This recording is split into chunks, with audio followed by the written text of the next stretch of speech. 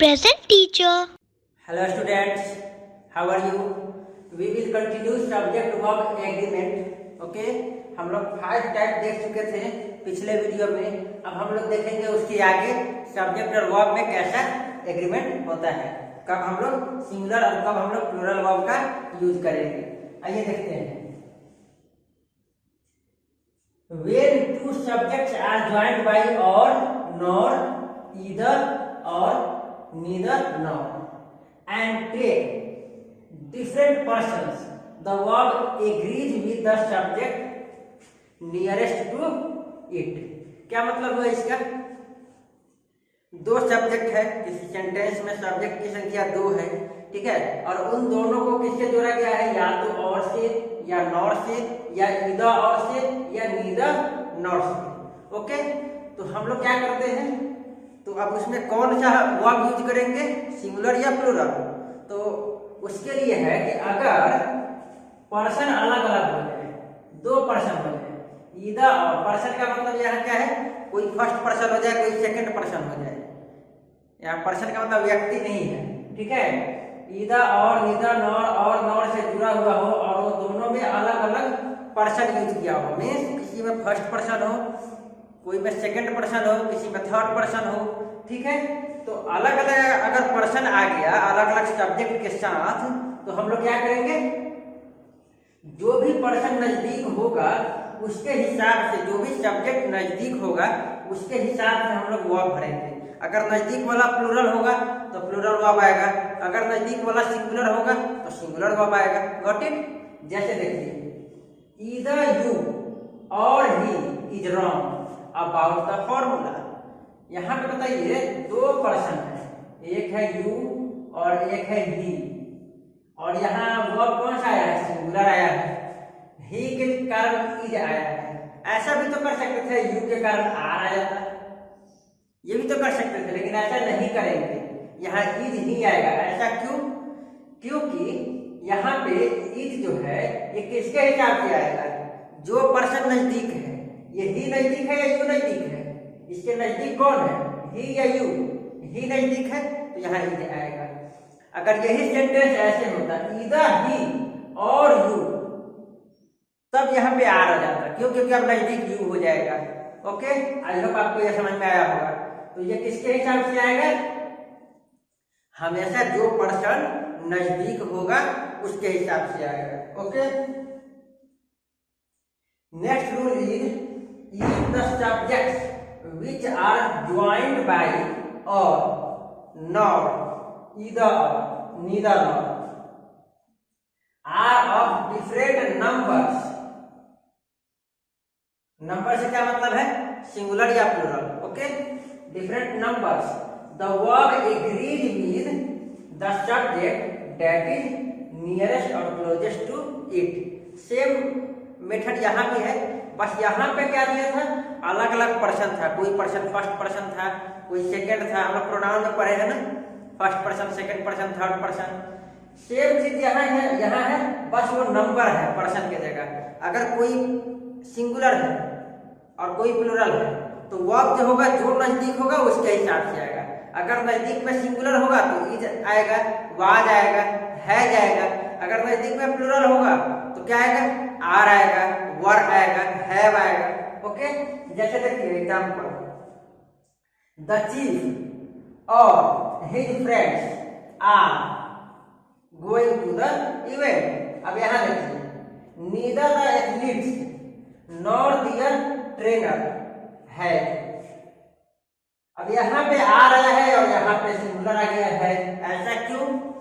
ऐसा हुआ क्योंकि सब्जेक्ट ईदर और से जुड़ा हुआ है या नीदर और से जुड़ा हुआ है ना। देखिए यहाँ और से जुड़ा हुआ है, ठीक है, और यहाँ पे हमें कौन सा वर्ब चाहिए, ये कैसे पता चलेगा?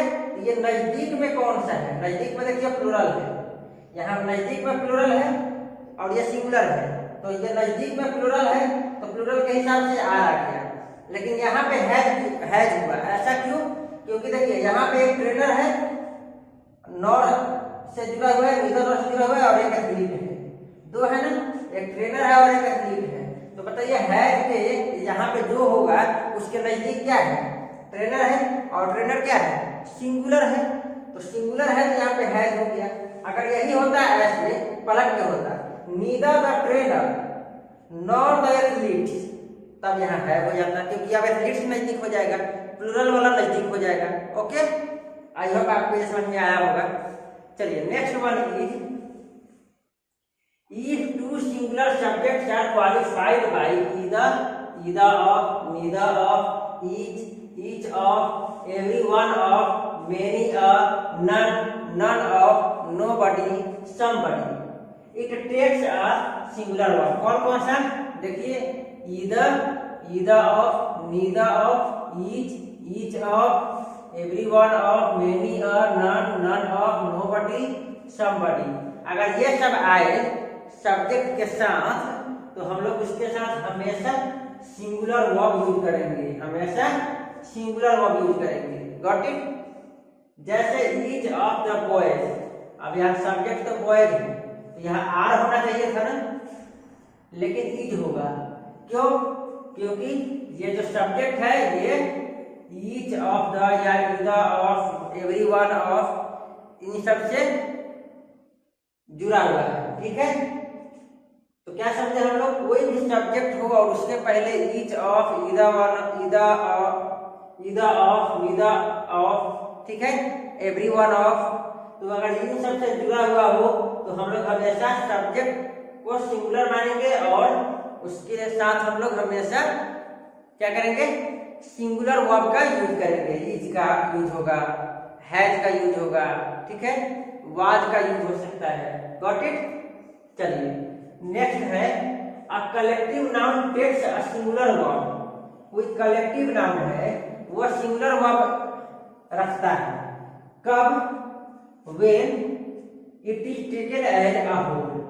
अगर वो कलेक्टिव नाउन एक as a whole single unit represent करे, अगर सिंगल यूनिट रिप्रेजेंट करेगा कलेक्टिव नाउन तो उसको हम लोग सिंगुलर मानेंगे और वह भी सिंगुलर होगा।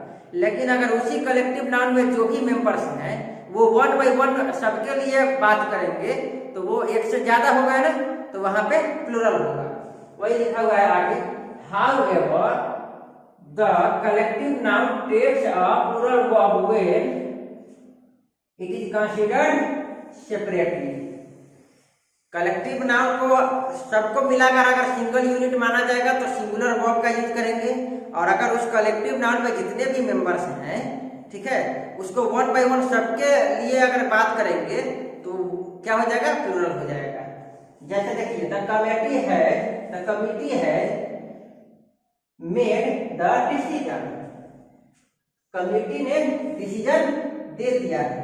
अब यहाँ पे कमिटी है तो पूरा कमिटी डिसीजन दिया होगा ना एक साथ। कमेटी में 10 लोग, 5 लोग, 7 लोग होते हैं, वो सब लोग मिलकर डिसीजन दिया होगा ना, कोई एक डिसीजन दिया होगा। यहाँ पे ये कमेटी कलेक्टिव नाउन है और सब लोग एक साथ दिया होगा कोई भी चीज, तो ये सिंगल यूनिट हो गया। सिंगल यूनिट हो गया तो यहाँ पे हैज होगा।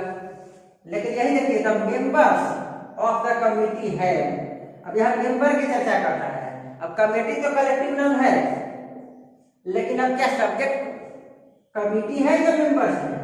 सब्जेक्ट मेंबर्स है, और मेंबर्स तो किसी भी कलेक्टिव नाउन में एक से ज्यादा हो सकते हैं, यानी प्लूरल होंगे। तो प्लूरल होंगे तो यहाँ है भी प्लूरल आएगा। ओके, तो क्या समझे हम लोग, collective noun as a whole unit consider करेंगे तो सिंगुलर वर्ब आएगा। कलेक्टिव नाउन अलग अलग उसके जितने मेंबर हैं उसके लिए चर्चा करेंगे तो उसमें हम लोग प्लूरल वर्ब यूज करेंगे। द नेक्स्ट वन इज सब नाउन्स एंड विद एस। कुछ नाउन्स एस से एंड करते हैं, बट टेक सिंगुलर वर्ब। लेकिन वो वर्ब कौन सा यूज करते हैं, सिंगुलर। एस से क्या होता है, प्लूरल बनता है ना, लेकिन फिर भी वो सिंगुलर होगा वर्ब। क्यों? क्योंकि सब्जेक्ट वो सिंगुलर ही रहता है, वो प्लूरल बनता ही नहीं है। जैसे मैथमेटिक्स, एस तो लगा हुआ है, तो क्या मैथमेटिक्स 2 होते हैं क्या?